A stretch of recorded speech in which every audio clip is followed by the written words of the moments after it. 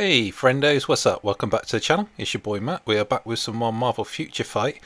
And yeah, before we get into, as you know, it's the 25th or thereabouts, a day late this time. But before we get into the old story combined, let's discuss the elephant in the room. No, it's not Craven being a proper rip-off of Jason Momoa in his Aquaman / Lobo. It's this. Yep, it's the sales. And it's the annoying icon that's now on the screen. Now, unfortunately, if you're someone who suffers from being neurodivergent, like some of us are, this is a real problem because we have this absolute necessity to get rid of these little pink dots. These little pink dots are so annoying for some of us that you have to go and do whatever it's telling you need to do to get rid of it. You know, collect your items, do your tasks, blah blah blah. So to have that on the screen and to not be able to get rid of it because it's just a sale thing, it's really rubbish. It really sucks that they've done it, and it really annoys me. Not to mention the fact that we had that glitch until they patched it out, where every single time you moved between different pages, you'd get these sales ad splash pages.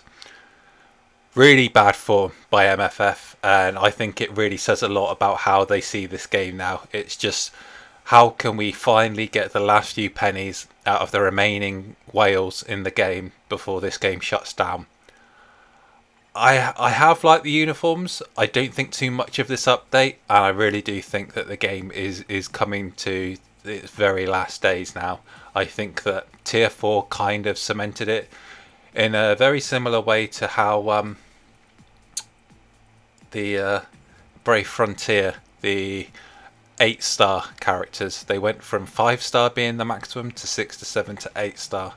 And yeah, these uniforms are fine, and I actually went and bought all three for a change, even though I could have waited for a month for the anniversary and got them all at half off. But I just wanted to get the most fun out of this game. I'm not going to spend any money on it anymore, but I thought I'll get the last bit of fun out of it as a free-to-play player before it closes. And it's interesting. There's very much a symbiosis between MFF and the MCU that's going on at the moment. And as we go ahead and do our story combines, I'll go on a little diatribe. I don't know if any of you remember, I did one of these a few months back. I think it was November last year or October, and I was talking about how I knew at the time that Quantumania was going to fail. I'll see if I can find it and I'll link it up here now. But I was saying how Quantumania is going to bomb and Peyton Reed shouldn't be trusted for the franchise. And it's interesting that MFF is facing a very similar problem that the MCU is facing. Now, with the MCU, and I don't know if anyone else, I think a lot of people who play this game play it because of the MCU or got into Marvel because of the MCU. So I don't know if any one of you follows any film YouTubers, but there's an absolutely fantastic one who I follow all the time, and that's Grace Randolph. She's an amazing YouTuber. She gets all the scoops, especially for anything comic book, Marvel or DC related. And a lot of the other people who supposedly scoop, and I use the quotation marks there, are people who normally just copy her work and don't credit her, and then just say, oh, an anonymous source or rumour says, and she's always the first person to get things right. But it's funny because we both were saying how Peyton Reed is going to kill Ant-Man, and the only good stuff that ever came from the Ant-Man franchise was what was left over from Edgar Wright. And she was mentioning in her box office breakdown how since Ant-Man has become the worst performing out of the series, in terms of even just the Ant-Man part of the MCU greater whole, it's been an issue of Phase 4 now where people can just miss chapters, they can miss films, they can miss series, and it doesn't feel like it matters anymore. Whereas before, from phases 1 to 3, you had to watch everything and you kept having to go back to know what was happening, because it led to that bigger picture and it led to that next big event of the... Ooh, Type 6, nice. Yeah, and how it led to the next big Avengers event. And now it kind of feels like, there wasn't even a big end of Phase 4 event. It was just Quantumania, which was supposed to introduce Kang, but what happened to all the stuff at the start of Phase 4? We were introducing the Skrulls. You know, we had No Way Home, we had Captain Marvel right at the end of Phase 3 and the start of Phase 4. That was kind of meant to be introduced in Secret Wars, but then we've also got Kang and the multiverse stuff going on. It feels like there's two stories, and Marvel really needs to decide which one they want to stick with and stick to it. Now, the problem with the MCU is obviously well documented.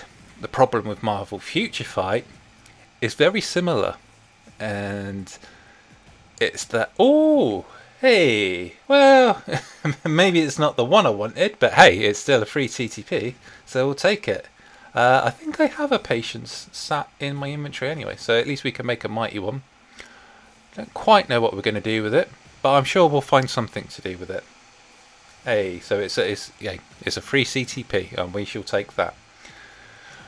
But yeah, the problem with MFF has been ever since they introduced the Tier 4. Now, when they first did it, it was something new, it was something different, and it was given to be an understanding that everyone was going to reach that baseline of Tier 3 of transcended / awakened characters, and then everyone was going to build up to Tier 4. So the first couple, everyone was super excited about. Yeah, Iron Man, so cool. Oh, the Moon Knight update. Wow, they actually gave Moon Knight a Tier 4, and he's just transcended. We didn't expect that, but etc, etc. Now, it's got to the point where there are just so many, and we're getting so many a month, and unless you are spending the money on the game, and yep, fair play to those who are whales and could afford to do so. Fair play to the content creators who make money making content who can afford to do so. But for a lot of us, that just ain't the case. And it has just got to the point where even if you're doing 3 runs of GBR to get your maximum 150 saltines,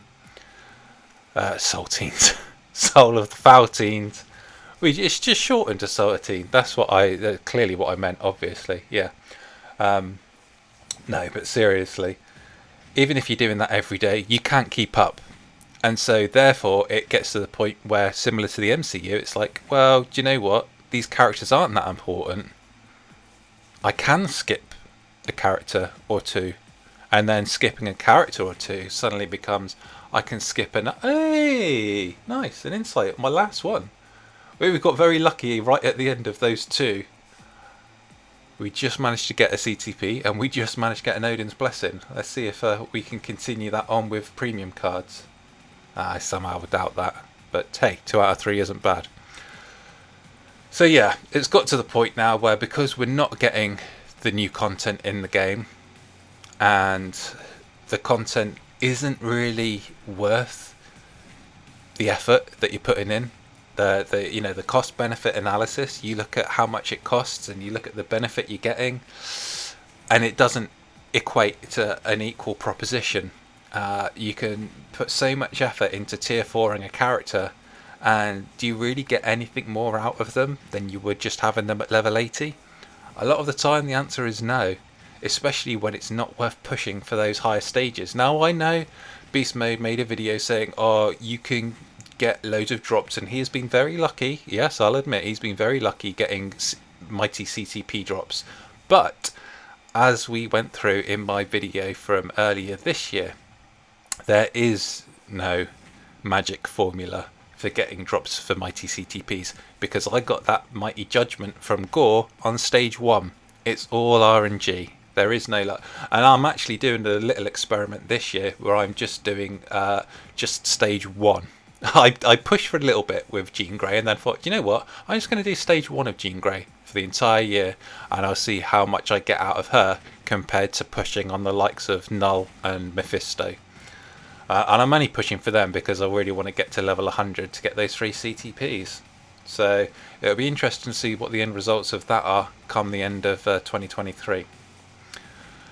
But yeah, unfortunately, this new update, I was really hyped for it. As you can see, I went and bought all 3 uniforms because I do love the Sinister Six and anything Spider-Man related. Always have done ever since I was a kid. So I was very excited to get these uniforms, and then we had the major issue. in game with the splash pages every single time you moved between any kind of content, bringing up sales adverts, and that really killed my buzz for this update and did a lot of damage. And then even though they fixed it, to have that icon on the front page which you cannot remove, hopefully in 7 days when the sale ends it will be gone, but I just fear it will just be replaced by a different sale. And like I say, for people who suffer from certain conditions, people who are neurodivergent, something like that being a permanent thing that you can't get rid of is a real problem, and it's a really scummy tactic by Netmarble and the Marvel Future Fight devs, and I really hope they go back and change it. Somehow I doubt it, and I think that really is just summing up how the devs view this game at the moment, and it's just milking the last of the cash. The MCU is struggling, and MFF is suffering the same fate. It's also struggling. I think that the MCU will, in the end, course correct, and I think it will get back on track. I hope so, at least. Touch wood. But as for MFF, I can't see it happening. So I'm just going to enjoy the ride as a free-to-play player from now on. No more money is going to be spent in this. There are new games. There are better games that are out nowadays. Street Fighter Duel is awesome. Having great fun with that, especially right now. They've got a Monster Hunter collaboration going on. That's fantastic. The new Doom game came out. So in terms of mobile games, there are much better things to be playing. And obviously in terms of actual games, there's just so many better things to be playing. So yeah, I'm not going to be a slave to forcing myself to play this every day. I'm just going to enjoy it. And as you can see here, look at this. We haven't done anything. We got Dr. Octopus to level 80. I'm not going to bother tier 4 in him. He's just going to join the huge ranks here. You see Ant-Man, Spider-Man, Magneto, all of these other level 80 characters. No point tier 4 in them. They've made it too unattainable, and it's not worth it. That's just one man's thoughts. Let me know what you guys think in the comments below. Hope you're all having a good time looking after yourselves. And I shall catch you guys in the next one. Till then, take care. Bye for now.